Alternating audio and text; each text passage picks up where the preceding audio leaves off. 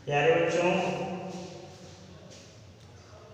इसके पहले हम लोग अभिसारी और अपसारी लेंसों की चर्चा किए थे।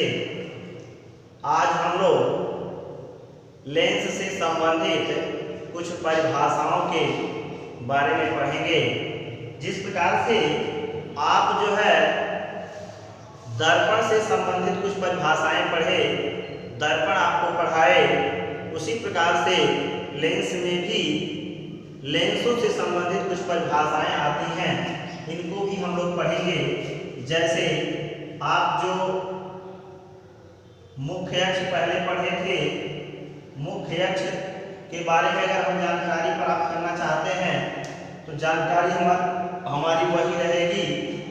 बस इसमें हमको कुछ खास बिंदुओं पर ही चर्चा करना है, जो कि वहाँ से थोड़ा सा हट के है।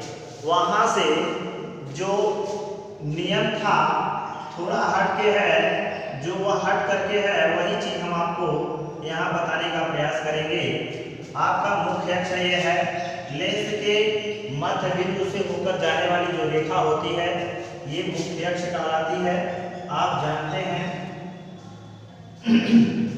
अगर जिस प्रकार से वहां दर्पण हम लिए थे, दर्पण में केवल एक ही पृष्ठ था, एक पृष्ठ को कलई किया गया था। इस कारण से ये दर्पण का कार्य करता था और यह एक गोले का कटा हुआ भाग था। इस कारण से वहां पर इस प्रकार से आकृति बनी हुई थी। यहाँ पर हम अगर इसकी सहायता से बनाएं तो दो गोले बना सकते हैं। ऐसे अगर हम बनाते हैं तो दो गोले बनेंगे, एक इधर से बनेगा ऐसे, इस तरह से। तो इस प्रकार से दो गोले बनेंगे।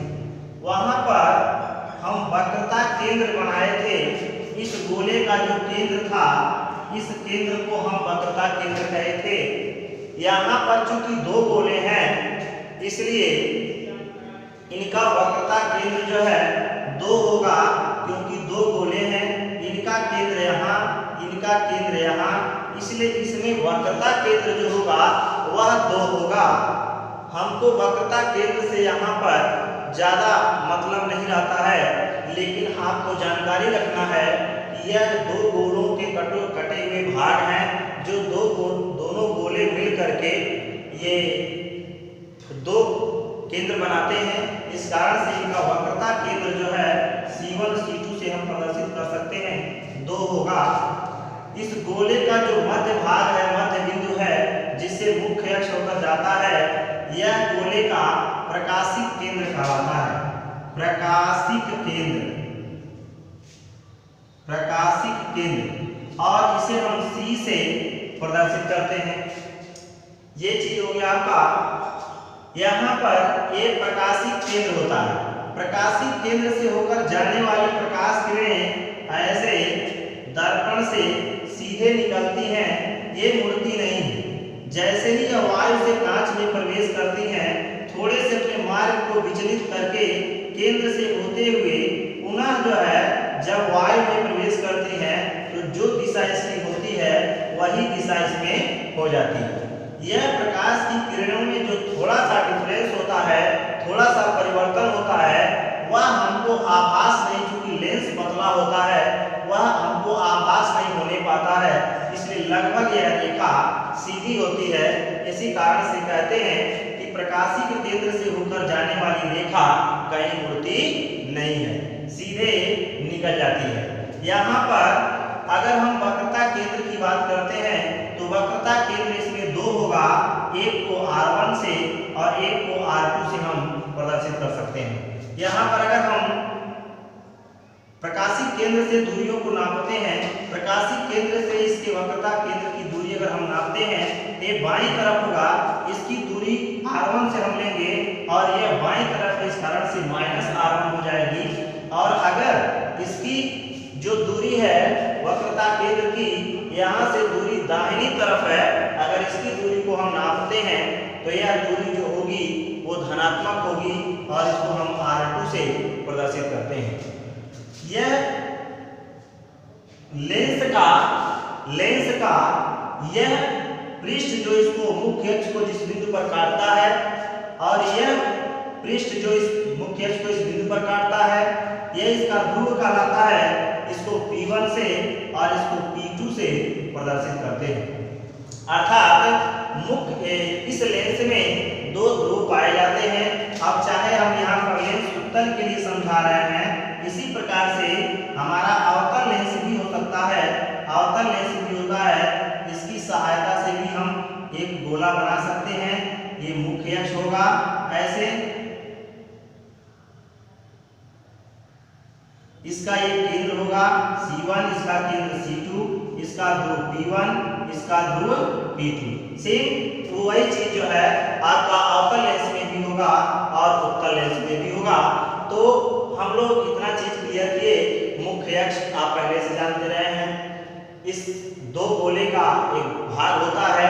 इस कारण से एक गोले का केंद्र जो है C1, एक गोले का केंद्र C2। यहाँ से इसकी जो दूरी है वो वक्रता त्रिज्या प्रथम गोले की, और यहाँ से इस पृष्ठ की जो वक्रता त्रिज्या वह है R2 है। इसका जो ध्रुव है वह P1 है, इसका ध्रुव जो है वह P2 है। इतनी बातें हम क्लियर कर लिए। अब हम इसके बाद इसके फोकस बिंदु पर या फोकस दूरी पर चलते हैं। तो आप जानते हैं कभी भी प्रकाश किरणों को हम मुख्य अक्ष के समांतर दिखाते हैं, और मुख्य अक्ष के समांतर दिखाते हैं, बाईं तरफ से दिखाते हैं। अगर हम उत्तल लेंस की बात करते हैं तो उत्तल लेंस में प्रकाश किरणें मुख्य अक्ष के समांतर लेफ्ट साइड से चलती हैं, लेफ्ट साइड से चलती हैं ऐसे।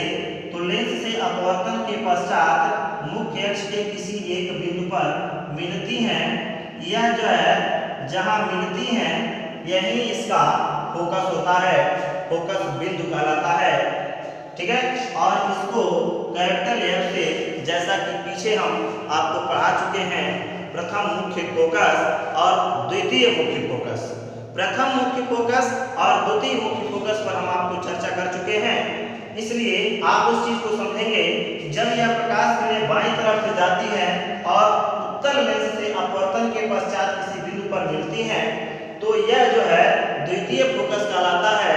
और उत्तल लेंस की फोकस दूरी चूंकि वस्तु बाईं तरफ से दिखाया जाता है, इस कारण से इसकी फोकस दूरी को ज्यादातर धनात्मक दिशा में ही लिया जाता है। यह फोकस बिंदु तक की जो प्रकाशीय केंद्र से यहाँ से जो इसकी जो दूरी होती है वह उसकी फोकस दूरी कहलाती है, और इसकी फोकस दूरी को हम सदैव या अक्सर जो है हम धनात्मक ही लेते हैं। अब अगर हम प्रथम मुख्य फोकस की बात करते हैं या द्वितीय मुख्य फोकस हुआ, अगर प्रथम मुख्य फोकस की बात करते हैं तो हम आपको ये बताए थे कि ये मुख्य अक्ष है, इस पर कोई बिंदु वस्तु है। यहाँ पर मुख्य अक्ष पर कोई बिंदु वस्तु है, और बिंदु वस्तु से चलने वाली प्रकाश किरणें लेंस से अपवर्तन के पश्चात मुख्य अक्ष के समांतर अगर हो जाती हैं, तो यह बिंदु जो होता है यही बिंदु उस लेंस का फोकस कहलाता है, और इसको प्रथम मुख्य फोकस कहते हैं।